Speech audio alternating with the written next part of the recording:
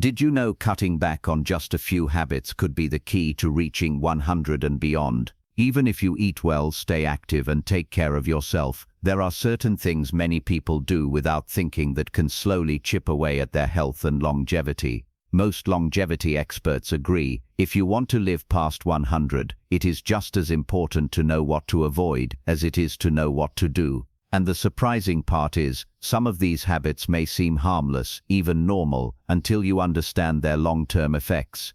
In this video, we are going to uncover 5 things that experts say you should do less of if you want to give yourself the best chance at a long, vibrant life.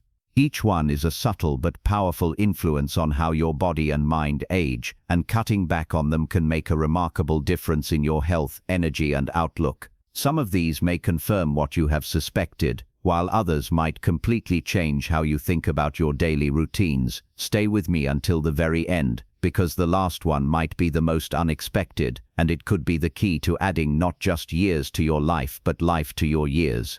Let's begin.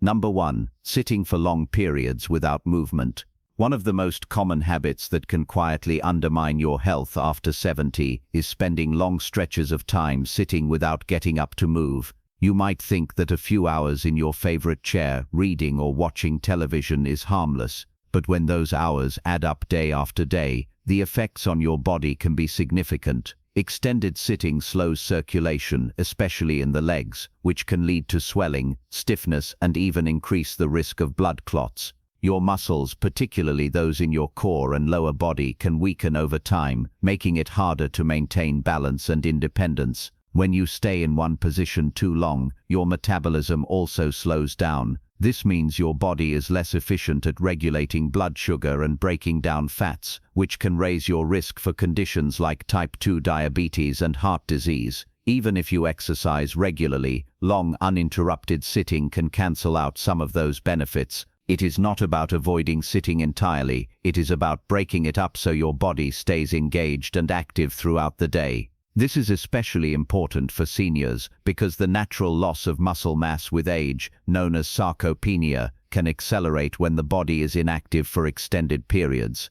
Over time, this can make simple daily activities like climbing stairs, getting up from a chair, or carrying groceries feel more challenging. That gradual loss of strength can also raise your risk of falls, which is one of the most common and serious concerns for older adults. The solution does not require intense workouts or complicated routines. Standing up every 30 to 45 minutes, stretching or taking a short walk around the house can make a real difference. Even small movements, like marching in place while waiting for the microwave or doing a few gentle arm raises during a TV commercial, help keep your blood flowing and muscles engaged.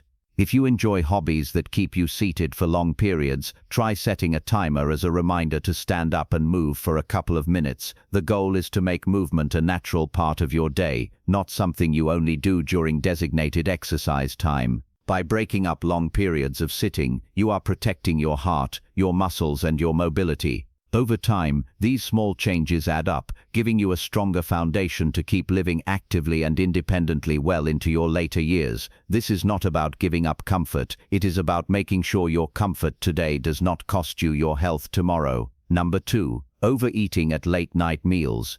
Eating a heavy meal late in the evening might seem harmless, especially if it has been part of your routine for years, but after 70, your body's ability to process food efficiently changes, and those late-night indulgences can quietly take a toll. Digestion naturally slows as we age, which means food stays in the stomach longer. When you eat a large meal right before bed, your body has to work overtime during hours when it should be resting and repairing. This can lead to discomfort, acid reflux, or even disrupted sleep, which in turn affects your energy, mood, and immune system. Another overlooked effect of late-night eating is its impact on weight and metabolism. Calories consumed late in the day are more likely to be stored as fat, especially when activity levels are low. Over time, this can contribute to unwanted weight gain, which puts extra stress on joints, the heart, and other organs. For many seniors, carrying even a few extra pounds can make it harder to stay mobile and active.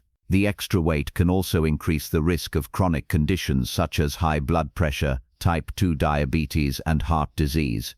Eating late can also throw off your body's internal clock or circadian rhythm. This internal timing system affects not just your sleep, but also hormone production, digestion, and cell repair. When your eating schedule is inconsistent, your body may struggle to regulate these processes efficiently. That's why shifting your main meal to earlier in the day and keeping nighttime snacks light can make a noticeable difference in how you feel. If you find yourself hungry late at night, it is often a sign that your earlier meals were too small or lacked enough protein and fiber.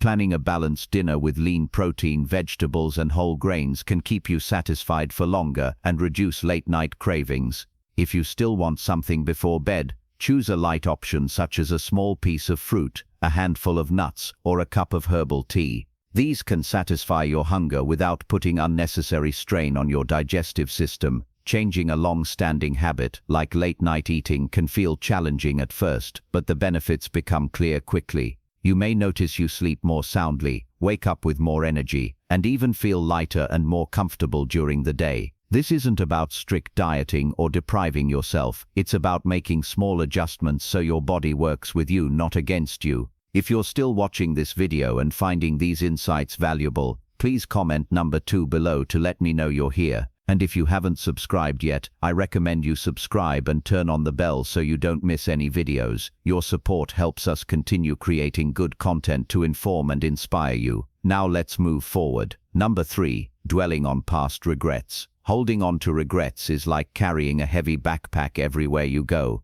Each memory of what could have been, or what I should have done, adds weight, and over time it can slow you down in ways that aren't just emotional but physical too.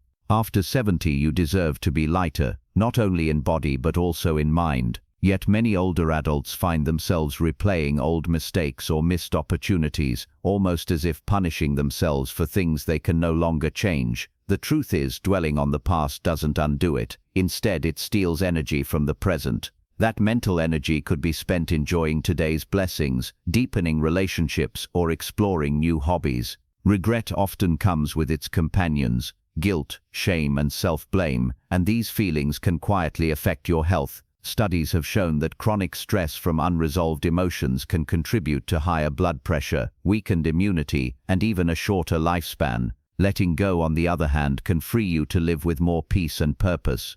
One of the most powerful ways to move past regret is reframing. Instead of seeing your choices as failures, see them as teachers. Every decision, right or wrong, has shaped the person you are today. You've gained wisdom from experiences that someone younger could never understand without living them. That perspective is a gift, and sharing it with others can turn what once felt like a burden into a blessing. Another helpful step is to focus on gratitude. When your mind starts to wander toward "if only" thoughts, redirect it to "I'm thankful that" statements.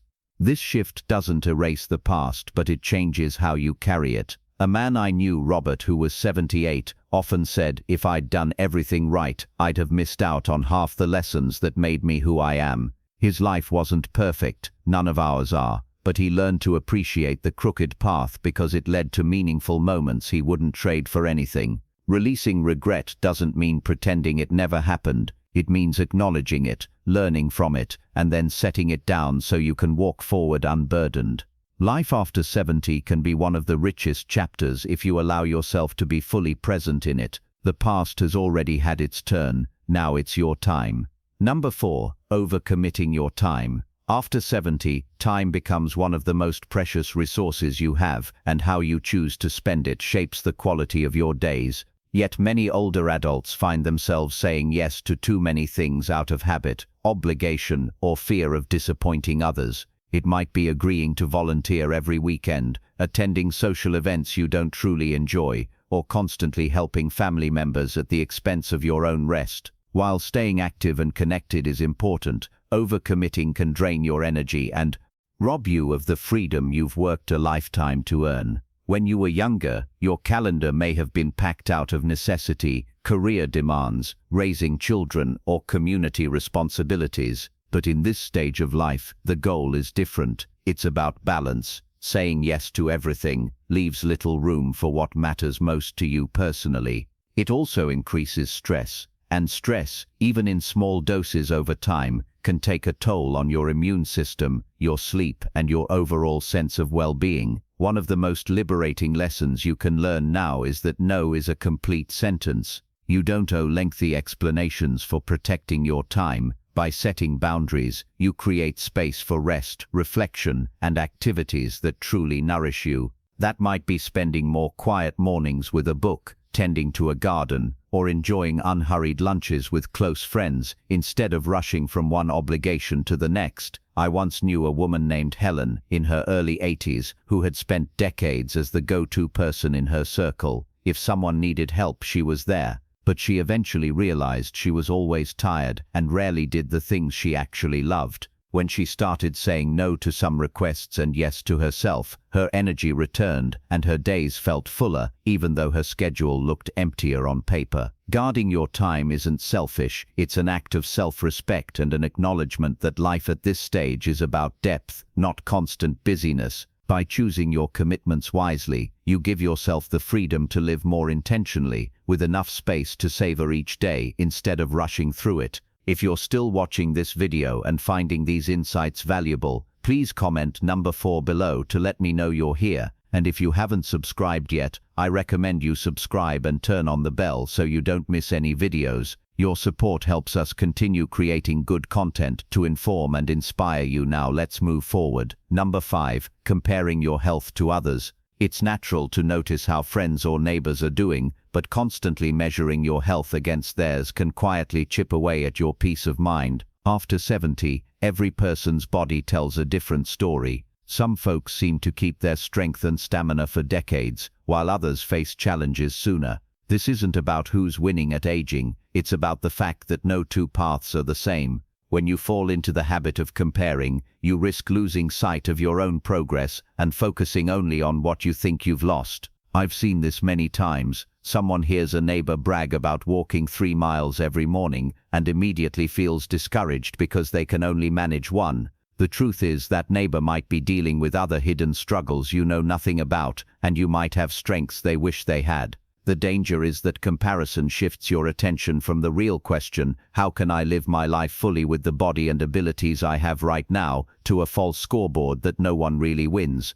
Take Eleanor, for example. At 82, she was frustrated that her younger sister still played tennis while she needed a cane, but when she started keeping a daily log of the walks she could take, the healthy meals she enjoyed, and the friends she saw, she realized her life was still rich and active in ways that had nothing to do with sports. She found pride in her own version of health rather than in chasing someone else's pace.